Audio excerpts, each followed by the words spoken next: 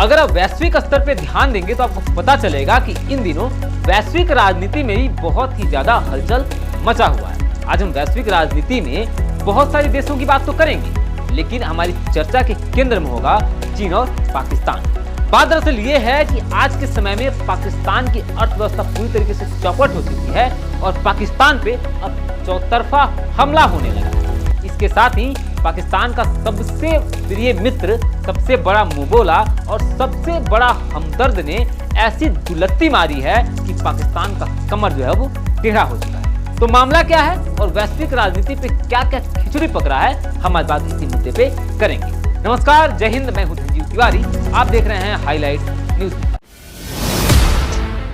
तो आज की हम अपनी चर्चा की शुरुआत कर लेते हैं पाकिस्तान में चल रहे सीपेक प्रोजेक्ट के बारे में। हाँ, सीपेक प्रोजेक्ट यानी कि चाइना पाकिस्तान इकोनॉमिक कॉरिडोर।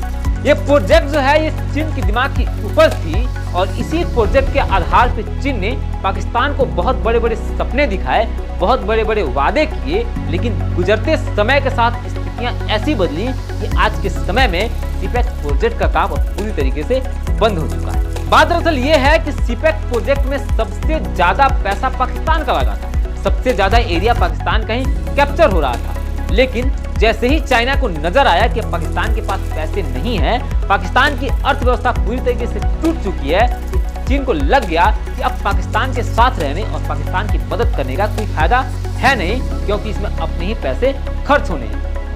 उसके बाद चीन ने सीपेक प्रोजेक्ट को बंद किया और अपने सभी कर्मचारियों को, जो भी चीनी कर्मचारी इसमें काम कर रहे थे, सबको वापस बुला लिया। लेकिन आपको लग रहा होगा कि ये कुछ वक्त के लिए होगा, राजनीतिक मुद्दा है, आगे चलकर सब ठीक हो जाए। लेकिन बात ऐसे ही नहीं है। बात ये है कि चीन का पाकिस्तान में जो काउंसलर ऑफिस था, चीन ने अचानक से अपने उस दफ्तर को ही बंद करके अपने सभी अधिकारियों को चीन में वापस बुला लिया। इसके साथ ही जाते जाते चीन ने पाकिस्तान को एक बहुत बड़ा झटका दिया, वही है कि अब चीन ने पाकिस्तानी नागरिकों को वीजा देने से मना कर दिया है। यानी कि अब कोई भी पाकिस्तानी नागरिक चीन में नहीं जा सकता है और ये बहुत बड़ा कहिए या फिर कह लीजिए कि सबसे बड़ा झटका अब तक का पाकिस्तान को लगा है। अब यहाँ एक बात तो साफ हो जाता है और मुझे लगता है कि एशिया के जो भी छोटे छोटे देश हैं, छोटी छोटी अर्थव्यवस्था है, उनको ये बात समझना चाहिए कि चीन किसी की भी मदद ऐसे ही नहीं करता। उनको ये भी समझना चाहिए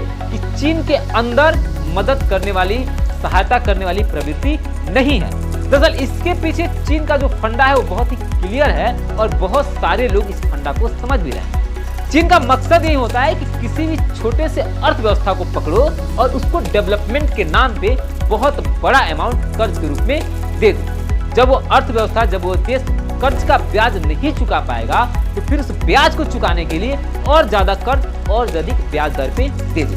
फिर एक ऐसा समय आएगा उस देश के पास कर्ज की रकम बहुत बड़ी हो जाएगी और उसका अर्थव्यवस्था इसकी सहन नहीं करेगी। उसके बाद चीन धीरे धीरे उस देश पे कब्जा करना शुरू कर देगा। आपने पाकिस्तान की हालत तो देखी रही और आप पिछले साल श्रीलंका की हालत भी देख ही सकते हैं। श्रीलंका में जो भी त्रासदी आई उसके पीछे चाइना बहुत बड़ा जिम्मेदार था। तो मैं ये बात बता रहा हूँ जिसपे गौर करना चाहिए, खासकर नेपाल को, बांग्लादेश को, भूटान को, म्यांमार को और मालदीव को। इन देशों की इस बात पे, क्योंकि इसमें से बहुत सारे देश ऐसे हैं जो चाइना के संपर्क में हैं, चाइना से कर्ज ले चुके हैं। इनको समझना चाहिए कि चाइना आपकी मदद नहीं कर रहा है और एक वक्त ऐसा आएगा जब आपके भूमि पे अधिग्रहण करना चाइना शुरू कर। आपको मालूम ही है कि जब भी अंतर्राष्ट्रीय मंच पे भारत और पाकिस्तान आमने सामने खड़े होते हैं तब चीन हमेशा पाकिस्तान का ही साथ देता है। लेकिन इस वक्त चीन का यहाँ पे भी रुख बदला बदला सा नजर आया। जब आईएमएफ के मंच पे पाकिस्तान भीख मांग रहा था और आईएमएफ का अधिकारियों के सामने गिड़गिड़ा रहा था, उस वक्त भी चीन खामोश रहा और पाकिस्तान के लिए सिफारिश नहीं किया पाकिस्तान को कर्ज मिल जाए, ऐसी किसी तरह की अपील या कोशिश नहीं की। इस बार जब भारत यूएन के मंच पे आतंकवादी मसूद अजहर को अंतर्राष्ट्रीय आतंकवादी घोषित करने के लिए पहुंचा, वहां पे भी चीन ने पाकिस्तान का साथ नहीं दिया। अब इसी के साथ साथ हम थोड़ी सी तुर्की चलते हैं। आपको पता ही है कि तुर्की में इन दिनों जो है भूकंप आया है और तुर्की बहुत ही ज्यादा बदहाल है। आपको ये भी पता है कि भारत अभी जो है तुर्की की मदद कर रहा है, जबकि तुर्की अंतर्राष्ट्रीय स्तर पे खासकर भारत विरोधी छवि को अपनाता रहा है। पाकिस्तान तुर्की जाने के लिए बहुत ही ज्यादा व्याकुल था। पहले तो तुर्की ने पाकिस्तान को सीधे तौर पे मना कर दिया, लेकिन उसके बाद पाकिस्तान तुर्की पहुंचा।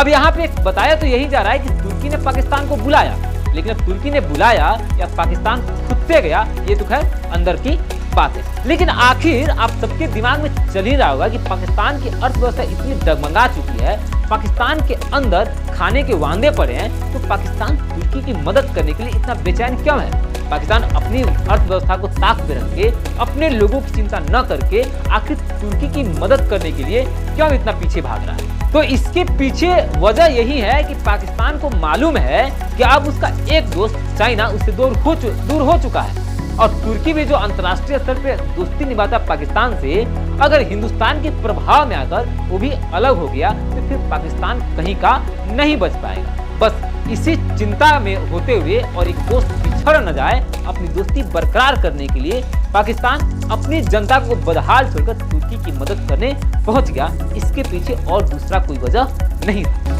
बाकी आपको हमारी आज की रिपोर्ट कैसी लगी, वैश्विक राजनीति की थोड़ी सी ये जानकारी कैसी लगी, आप कमेंट बॉक्स में जरूर बताइएगा, ताकि हम फिर से अगले वीडियो में मिल सके एक दूसरे राजनीतिक मुद्दों के साथ।